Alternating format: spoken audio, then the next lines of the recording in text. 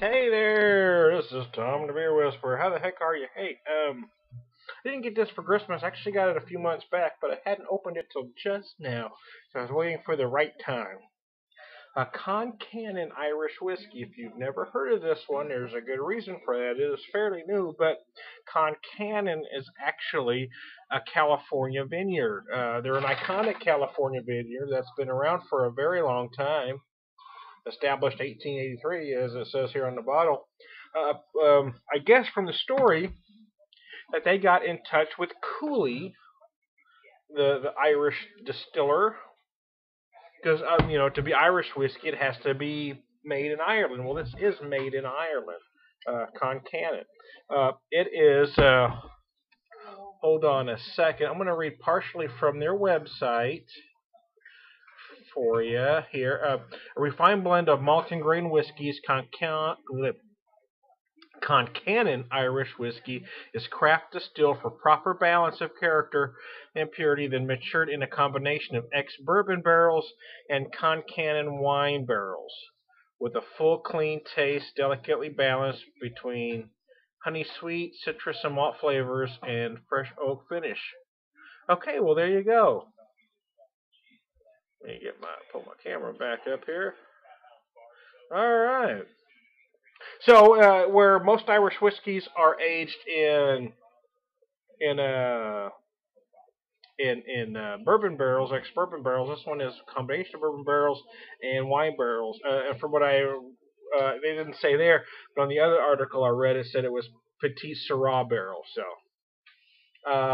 in the description, they said it has a slight pink coloring. I'm not seeing it here in this glass, but maybe you can. I'm colorblind, so if it's there, I'm not seeing it.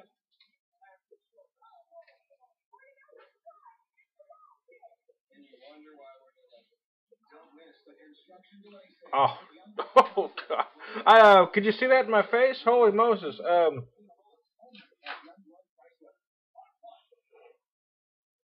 Poured a shot in my wild turkey shot glass here. I hope neither takes offense. This is very sweet. Wow, very smooth. Some oakiness on the nose. You could definitely smell the malt whiskey in it. You really can. That's kind of odd. It's very good, but I wasn't expecting it.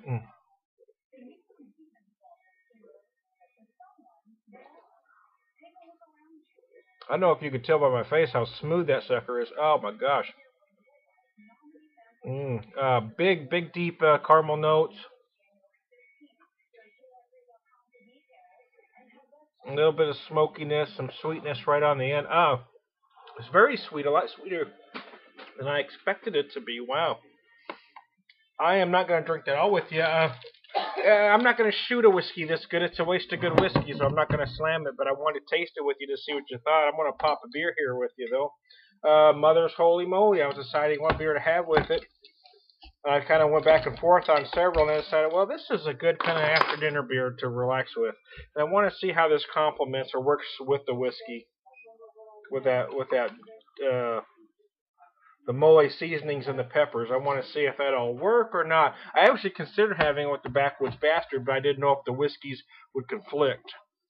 But then I decided last minute I'm having that. I don't want something quite as heavy as that Backwoods Bastard right now.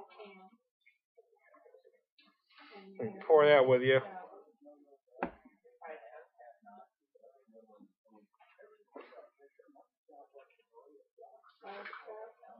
Oh wow! My initial assessment on this I love Mother's, on my Mother's Holy Moly is I've done a couple videos for it already, and my initial assessment is that you do get the chocolate up front like you expect. You get the bold cinnamon, and then you get the peppers, and it's incredibly subtle at first. In fact, you barely notice it. And at first, you may be thinking there's not enough, but the more you drink it, the more they kind of creep up on you. I mean, it's just like eating good Mexican food. You know, at first you're not really tasting the spices because it's all blended in so well. Because anybody that knows good Mexican food isn't all about spicy; it's about blending it in properly. And then you keep eating, then those spices kind of gradually form. Well, that's what I noticed on it the first time.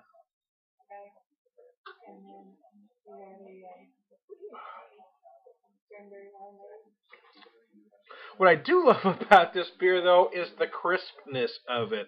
A lot of mole beers are mole stouts, and they tend to lay heavy on you.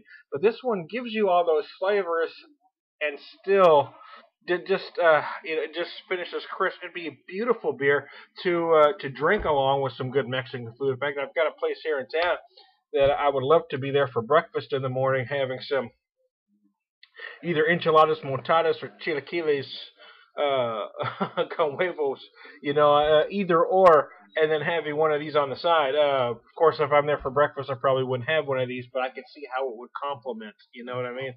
But as I'm drinking this, I'm thinking of that food.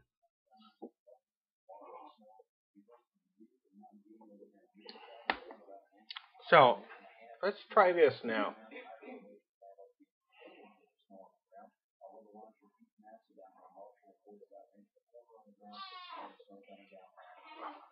This wow, this is an 80 proof whiskey. Runs kind of a try to remember. I think it was just about 23 a bottle, something like that. And I hope I can find it again because it's absolutely beautiful.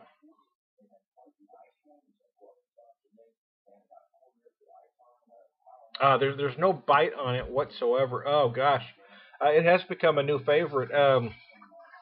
Gosh, it's incredibly mellow for a blended whiskey for not a single malt. You can't.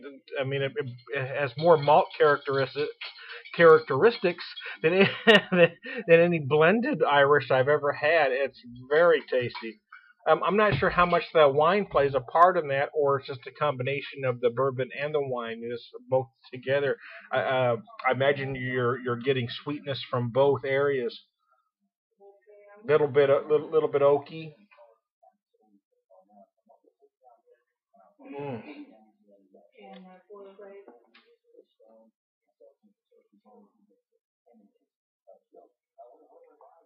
Ugh.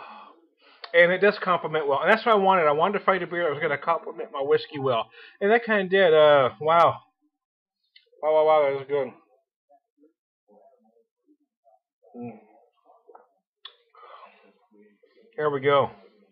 Hey, Merry Christmas to y'all. I hope everybody's having a great Christmas out there. I've got a Mother's Holy Moly. I've got this beautiful Concannon Irish whiskey. Oh my gosh.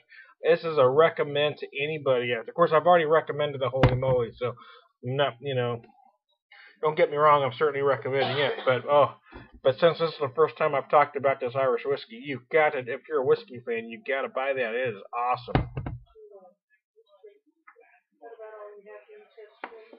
Oh my lord, I can't even express how good that is. Wow. Hey, Merry Christmas, y'all.